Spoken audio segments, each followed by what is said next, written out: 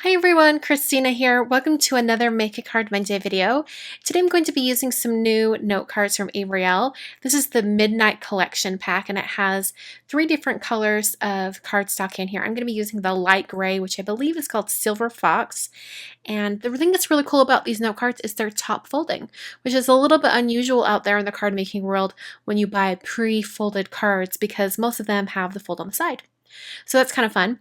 I'm also going to be using this stamp set from Hero Arts. It has a lot of really fun little flowers and leaves and branches and things like that.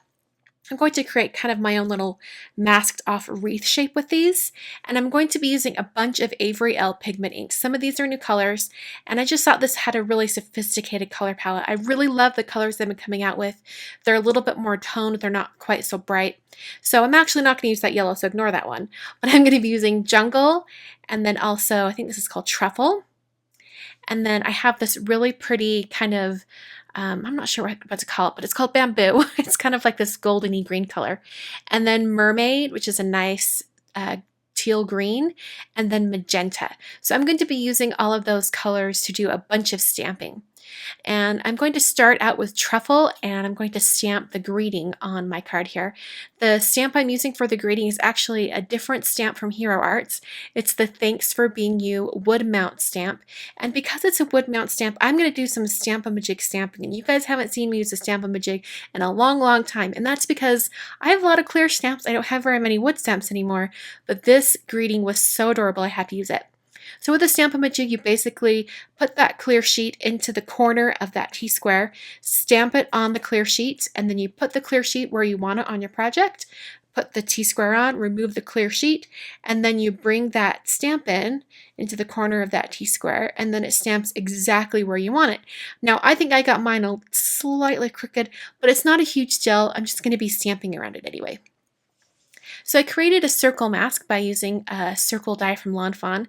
This is one of their circle stackable dies. And I just cut out some masking paper, and then I applied it onto the front of the card around that greeting. And I also trimmed off the edges just so it would be a little bit easier to handle the card. And because there wasn't much room on the sides of that, or on the top and bottom of that masking circle mask, I put some Post-it tape there just to hide it a little bit. So I've sped up the video process just to keep this within a reasonable amount of time, but I'm going to go through and stamp all of those little branches and flowers and leaves, and I'm going to be stamping all of those around this greeting area. You'll notice that I have a bunch of stamps mounted on blocks, and I did this so that I could have them all mounted and ready to go, and I didn't have to clean and reattach all of the stamps to the box. So it's just a really fast way to get a bunch of stamping done all at the same time. So I'm going around making sure I'm kind of alternating the colors that I'm using. I'm making all the leaves green, and I'm adding in a bunch of different colors. I don't want to have any of the colors side by side, so I'm trying to think ahead of how I'm going to separate all of these different flowers and leaves and branches and things like that. And it's a really fun way to do a bunch of stamping. Now, I think this would look really cool even if you didn't have the circle mask. I think I could have just stamped these groupings without having that circle mask on there. If I was to do that, I think I would have taken the actual die itself that I used for the circle mask and just placed that on the card, and with a pencil just really lightly traced around that die so that I would have a circle on the card that would guide me as I do all this stamping. But seeing as I decided to do the mask, I'm just using the circle edge of that mask as a guide and as I fill in all of the areas on this card here. So I'm just going to add a little more of that bamboo color right there. And that one I had to stamp twice. It's stamped a little off, but that's okay. It's not hugely noticeable. I'm going to take a little tiny leaf branch here and put in that green color. And that is going to finish up all the stamping on the circle mask. So now I'm going to go ahead and peel up that mask, and you'll be able to see how it has that really nice circle edge. When you do stamping like this, you want to make sure that you stamp the images pretty closely together so that when you peel off the mask, the line of the circle is still quite visible. So as you're looking at the card, your eyes naturally fill in all of those gaps in between the images, and you can see that it is a circle visibly. So it's just kind of a fun way to do that. I think this would be really cool on a square card as well, just because it's a circle. So now I'm going to be adding a little heart over that heart that's in the greeting.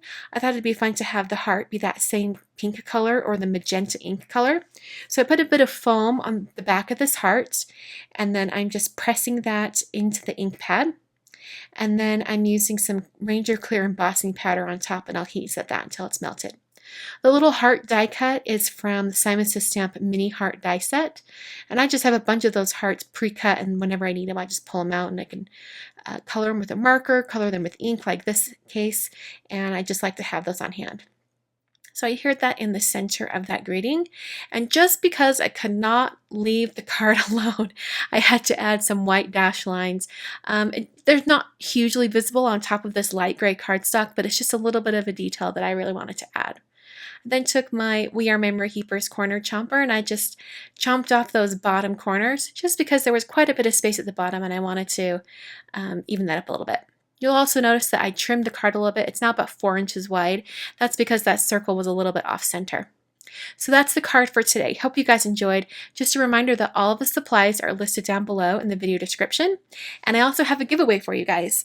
I've been totally remiss, and I've just realized that I forgot to mention and do a giveaway for my Stretch Your Dies class that I'm teaching with Jennifer McGuire right now.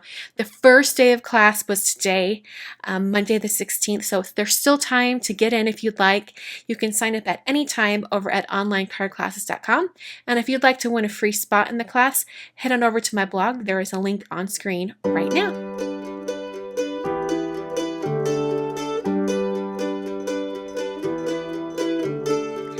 Thanks so much for watching today's video. On screen are my 3 most recent videos, so I hope you'll check those out.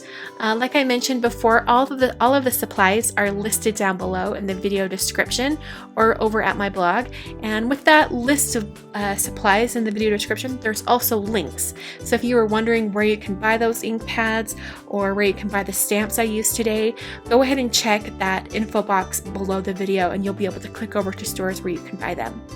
Once again, thanks so much for watching today's video, and I will see you guys on Wednesday for a Color Wednesday video.